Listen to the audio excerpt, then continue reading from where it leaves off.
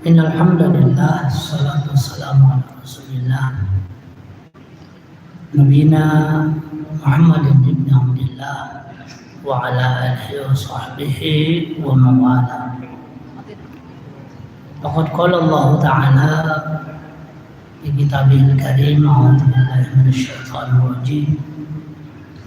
Ya ayyuhalladzina amanu taqullaha haqqa tuqatih wa la tamutunna illa wa antum muslimun.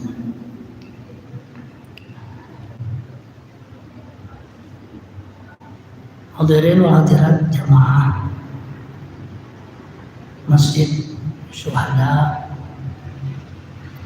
rahimani wa rahimakumullah. Kembali pada kesempatan yang mulia ini dan di tempat yang mulia ini pula kita panjatkan puji syukur kehadirat Allah Subhanahu wa taala atas limpahan nikmatnya, limpahan karunia-Nya, sehingga sampai detik ini, sampai saat ini kita masih diberikan pinjaman umur, masih diberikan kekuatan, kesehatan, dan kelapangan hati, sehingga semua anugerah Allah tersebut dapat kita manfaatkan dengan sebaik-baiknya sebagai tanda syukur kita kehadirat Allah Subhanahu wa taala. Sebagaimana sabda Nabi Muhammad SAW, ni'matani maghbunun bihima katsirun minan nas. Ada dua nikmat yang kebanyakan manusia itu lalai, lupa.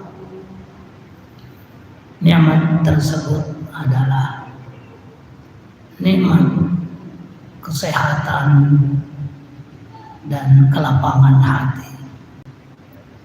Ada orang yang diberi kesehatan, tapi kadang-kadang hatinya tidak lapang untuk melaksanakan kebaikan-kebaikan, tanda syukur atas kesehatan yang diberikan. Sebaliknya juga demikian. Ada orang yang diberikan kelapangan hati untuk senantiasa menjalankan perintah-perintah Allah, baik yang wajib maupun yang sunnah. Tapi kadang-kadang Allah tidak menganugerahkan kesehatan yang maksimal, sehingga dia kesulitan untuk melaksanakan ibadah-ibadah disebabkan oleh kesehatannya. Untuk itu, jemaah sekalian, kita bersyukur kehadirat Allah karena Allah masih menganugerahkan kepada kita dua hal, yaitu kesehatan dan kelapangan hati, sehingga sampai detik ini kita tetap istiqomah menjalankan segala perintah-perintah Allah Subhanahu wa ta'ala. Jemaah sekalian, kita saat ini telah berada di penghujung bulan suci Ramadan.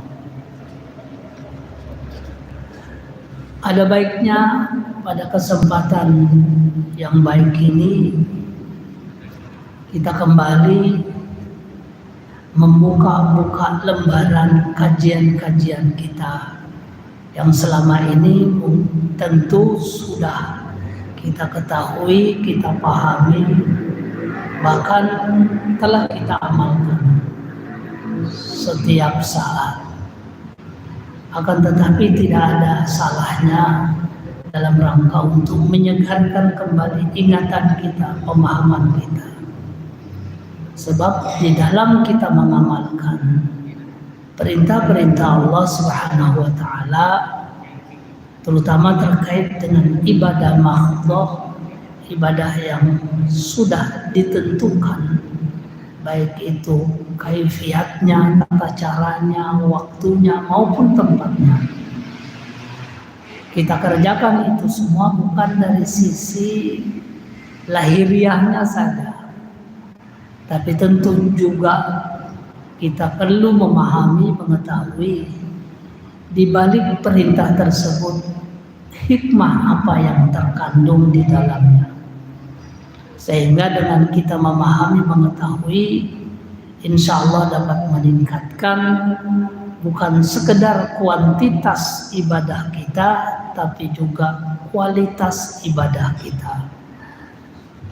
Yang tentu ketika kualitas ibadah kita meningkat, maka akan meningkat pula kualitas keimanan dan ketakwaan kita.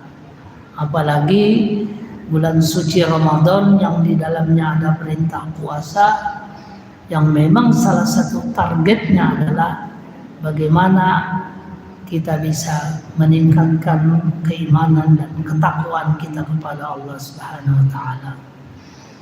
Jemaah sekalian,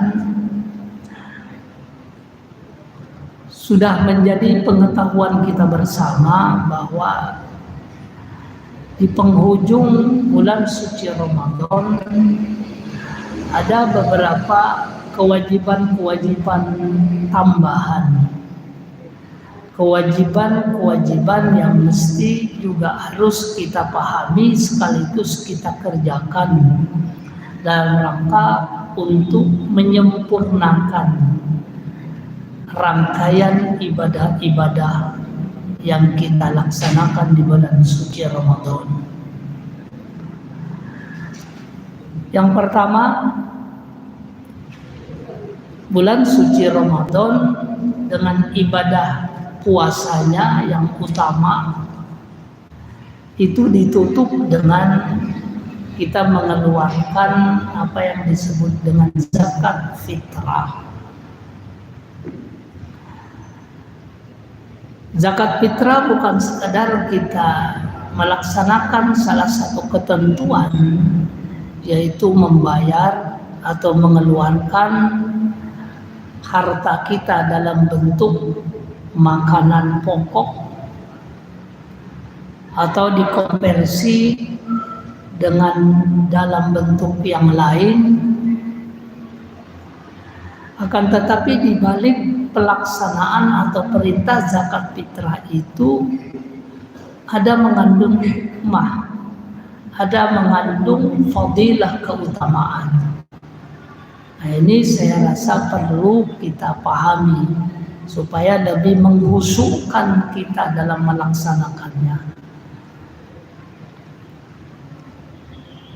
Kita tidak terlalu terperinci menyampaikan ini, bahwasanya zakat fitrah itu adalah harta yang kita keluarkan dalam bentuk makanan pokok atau dikonversi sekarang dengan bentuk uang. Itu salah satu fungsinya adalah pertama dalam rangka menyempurnakan atau mensucikan ibadah puasa kita yang tentu mungkin di dalam pelaksanaannya selama 1 bulan penuh itu ada kekeliruan, kesalahan yang tentu kita tidak sadari. Sebab kita sudah berusaha, tapi sebagai manusia tentu tidak luput dari kehilapan. Nah, kehilapan, kekurangan dari ibadah puasa kita ini disempurnakan, ditutupi kekurangannya oleh zakat fitrah itu sendiri. Jadi zakat fitrah itu fungsi pertamanya adalah mensucikan, menyempurnakan, melengkapi kekurangan-kekurangan ibadah puasa kita. Ada sebuah qaul, kita tidak mengatakan bahwa ini hadis Nabi, tapi ada qaul yang secara matanya logis untuk kita pertimbangkan. Zakatul fitri mu'allaqun bainas sama wal ard. atau saumu Ramadan mu'allaqun bainas sama wal ardh. Puasa Ramadan kita itu mengawang-awang, tergantung bainas sama wal ardh, antara langit dan bumi. La yurfa'u, dia tidak terangkat illa bizakatil fitri, kecuali dengan zakat fitrah. Nah, ini qaul yang kita tidak berani mengatakan bahwa ini hadis Nabi, karena di antara para ulama ada yang berpendapat ini bukan hadis, ini hanya perkataan-perkataan ulama saja. Tapi dilihat dari segi fungsinya, memang ada keterkaitan antara zakat fitrah dan puasa kita. Karena sekali lagi fungsi zakat fitrah itu menyempurnakan, mensucikan puasa kita yang tentu tanpa kita sadari mungkin banyak kesalahannya, banyak yang bolong-bolongnya begitu.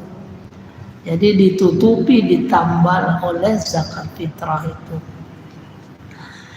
Yang kedua, fungsi dari zakat fitrah itu sendiri adalah sebagaimana yang diterangkan oleh para ulama, dan ini dipraktekkan oleh Rasul, bahwasanya pada saat orang merayakan Idul Fitri itu diharapkan tidak ada satu orang pun dari kaum muslimin yang saat 1 Syawal merayakan Idul Fitri itu bersedih, apalagi sedihnya itu disertai dengan kelaparan. Dia bersedih mungkin karena dia tidak bisa bergembira seperti kebanyakan orang merayakan Idul Fitri dengan ditandai pakaian yang baru, makanan yang lezat-lezat mungkin, sehingga karena ketidakmampuannya sehingga bersedih dia. Ditambah lagi tidak ada makanan yang mesti disantap pada pagi hari 1 Syawalnya. Makanya salah satu fungsi zakat fitrah itu adalah berupaya supaya kaum muslimin dalam tingkatan apapun dia, tidak ada hari itu yang bersedih, tidak ada hari itu yang kelaparan. Maka disinilah fungsi zakat fitrah.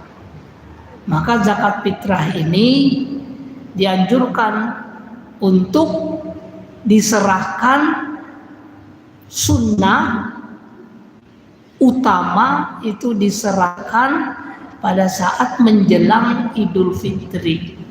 Ada yang berpendapat 2 hari sebelum Idul Fitri itu paling maksimal, jangan kurang dari itu. Boleh mulai sekarang dikeluarkan, mubah hukumnya. Tapi yang disunnahkan, diutamakan itu menjelang 1 Syawal. Supaya apa? Supaya ketika dia terkumpul dan dibagikan kepada masyarakat, maka masyarakat itu masih bisa menikmati sampai esok hari 1 Syawal. Sebab kalau dibagi sekarang, apakah itu dalam bentuk maka disunnahkan paling tidak 2 hari sebelum Idul Fitri, syukur-syukur malam hari rayanya. Jadi itulah fungsi salah satu dari zakat fitrah, supaya hari itu tidak ada lagi yang sedih, tidak ada lagi yang kelaparan, semua terbebas, semuanya senang. Sampai ke anak-anak itu harus disenangkan, digembirakan. Makanya Nabi itu, dan ini menjadi sunnah bagi kita, Nabi itu kalau pergi turun ke lapangan sholat Idul Fitri itu disebutkan, diriwayatkan bahwa Nabi itu kalau jalan turun ke lapangan dan kembali ke rumah itu dengan jalan yang berbeda. Untuk apa? Supaya kita bisa melihat ya, lebih luas lagi apakah hari itu ada orang yang sedih dan lapar. Makanya antara pergi dan pulangnya berlainan, disunahkan. Pernah diriwayatkan bahwa Nabi ketika mau turun sholat id ke lapangan, Nabi stop dulu karena melihat ada anak-anak yang kelihatan sedih, tidak gembira seperti anak-anak yang lainnya. Inilah salah satu fungsinya zakat fitrah. Jadi ini yang harus kita perhatikan, kita pahami.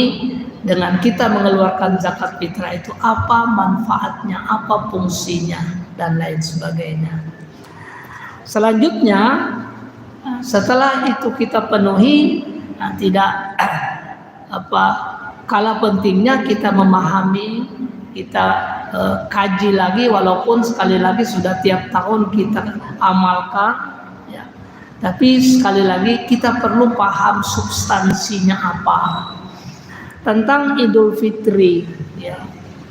Idul Fitri kembali kepada fitrah. Id kembali, fitri fitrah. Manusia ini dalam dirinya baik secara lahir maupun batin itu ada fitrahnya masing-masing. Ada fitrah lahiriah, ada fitrah batiniah. Fitrah lahiriah kita disunahkan minimal satu kali dalam satu pekan itu kita bersihkan fitrah-fitrah manusia. Setiap hari Jumat disunnahkan, ya, untuk membersihkan salah satu fitrah, misalnya memotong kuku.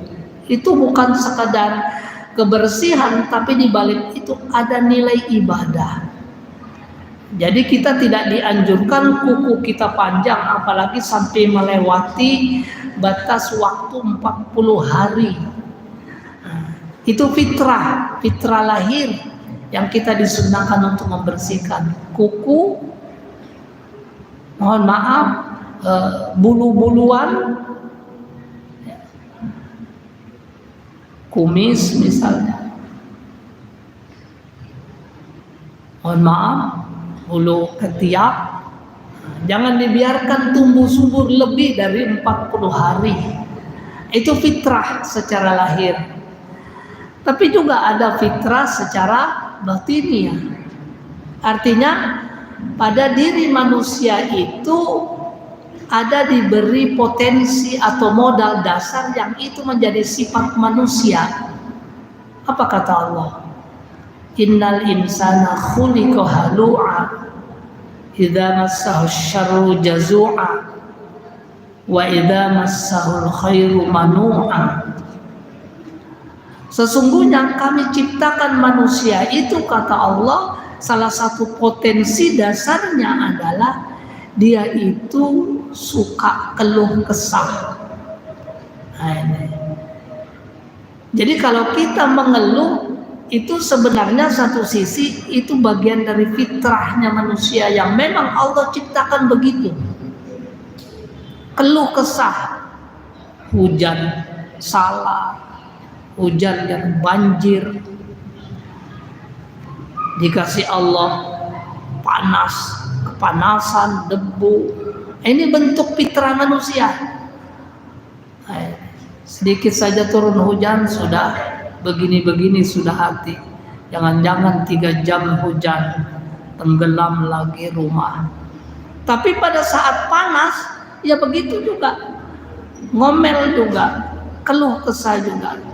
Nah, kalau ada yang demikian, itu satu sisi, itu biasa fitrah.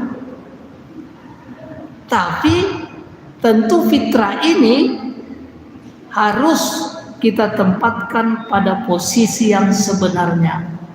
Nah, disinilah pentingnya kita menghayati Idul Fitri. Kita kembali kepada fitrah yang aslinya, bahwasanya manusia itu pada dasarnya adalah bertauhid. Manusia itu adalah pada dasarnya dia itu baik. Ketika kita melihat sesosok manusia, seorang manusia itu jahatnya luar biasa, maka kembalikan dulu bahwa dia sebenarnya punya fitrah asli. dia sebenarnya orang baik.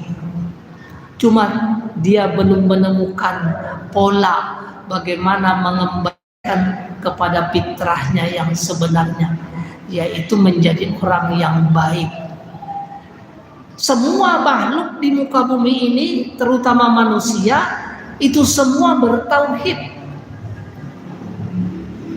Di dalam Al-Quran surah Al-A'raf ayat 172 disebutkan salah satu fitrah manusia, a'udzubillahi minasyaitonirrajim, wa id akhadha rabbuka min bani adama min zuhurihim dzurriyyatahum wa ashhadahum ala anfusihim alastu bi rabbikum qalu bala syahidna. Ini fitrah manusia. Ketika di dalam perut ibu, Allah itu bertanya kepada janin yang ada, apakah engkau itu percaya bahwa aku ini Tuhan engkau? Maka semua menjawab, inilah fitrah. Jadi sejauh-jauh manusia itu melanglang buana dalam kekafirannya, sebenarnya fitrahnya dia itu yakin kepada Allah. Maka dijawab, qalu bala syahidna, maka berkatalah mereka, benar ya Allah, engkau adalah Tuhan kami. Itulah fitrah. Dan fitrah ini bisa kembali kepada semula, bisa kembali kepada kebaikan. Orang jahat bisa jadi baik, orang kafir bisa jadi mukmin. Semuanya itu dituntun oleh Ramadan, yang hanya bulan Ramadan dengan puasanya, dengan baca Qur'annya, dengan iktikafnya, dengan sodakohnya, yang bisa mengembalikan fitrah manusia menjadi fitrah yang bertauhid, menjadi fitrah orang yang taat kepada Allah Subhanahu wa ta'ala. Mudah-mudahan dengan didikan Ramadan, mudah-mudahan dengan puasa Ramadan ini bisa mengembalikan kita kepada fitrah kita yang semula, yang asli. Kita bertauhid, kita taat beribadah, dan kita adalah makhluk yang baik, makhluk sosial yang paling utama. Dan yang terakhir perlu juga kita sampaikan sebagai pengulangan saja, bahwa pada hari raya Idul Fitri itu disunnahkan agak diakhirkan sedikit. Supaya apa? Supaya memberi kesempatan orang yang belum bayar zakat fitrah supaya masih sempat. Itu yang pertama fungsinya. Makanya Idul Fitri itu agak siang sedikit, minimal jam 7.30. Karena apa? Masih ada tugas yang diberikan kesempatan untuk melaksanakan. Pertama adalah zakat fitrah. Siapa tahu malamnya, subuhnya belum sempat, pagi harinya dia masih sempat zakat fitrah. Yang kedua, disunnahkan, kita sudah tahu semua, tapi ini fungsinya, makanya agak diakhirkan sedikit Idul Fitri supaya memberi kesempatan sebelum turun kita sarapan dulu. Nah itu, sebelum turun sarapan dulu. Makanya jangan terlalu pagi Idul Fitrinya, jam 7 Idul Fitri sudah. Siapa tahu ada yang belum bayar zakat, siapa tahu biasanya sarapannya jam 7 baru bisa, dan lain sebagainya. Untuk memberi kesempatan. Dan yang terakhir, tentu kita sudah melazimkan sesuai dengan sunnah, bahwasanya sholat kita yang disunnahkan adalah di lapangan, tempat yang terbuka. Supaya apa? Supaya semua orang kaum muslimin saat itu, apakah dia suci dari hadas besar atau dia tidak suci alias berhalangan, khusus perempuan, dia juga bisa ikut merayakan Idul Fitri bersama-sama kaum muslimin. Walaupun saat itu dia tidak ikut sholat Id, tapi dia ikut mendengarkan nasihat tahunan dari sang khatib Idul Fitri. Makanya disunnahkan di tengah lapang, di lapangan terbuka, supaya semua bisa masuk, supaya semua bisa berhadir di lapangan tersebut. Demikian beberapa hal terkait dengan ketika kita sudah berada di penghujung Ramadan, masih ada sisa waktu 2 malam atau 3 malam, masih ada waktu, kita gunakan semaksimal mungkin untuk meraih kemuliaan bulan suci Ramadan. Salah satunya adalah Lailatul Qadar. Mungkin masih ada waktu kita bisa meraih Lailatul Qadar, kemuliaan. Lailatul Qadar itu ada 2. Pertama, Lailatul Qadar adalah malam yang mulia. Siapapun yang beribadah luar biasa dimuliakan Allah. Dan yang kedua, Lailatul Qadar itu adalah malam di mana Allah kembali menetapkan takdir hambanya setahun ke depan. Jadi malam Lailatul Qadar itu malam di mana takdir kita direvisi oleh Allah, ditetapkan kembali. Mungkin takdir kita setahun sebelumnya Allah tetapkan A, tapi malam Lailatul Qadar Allah robah menjadi B.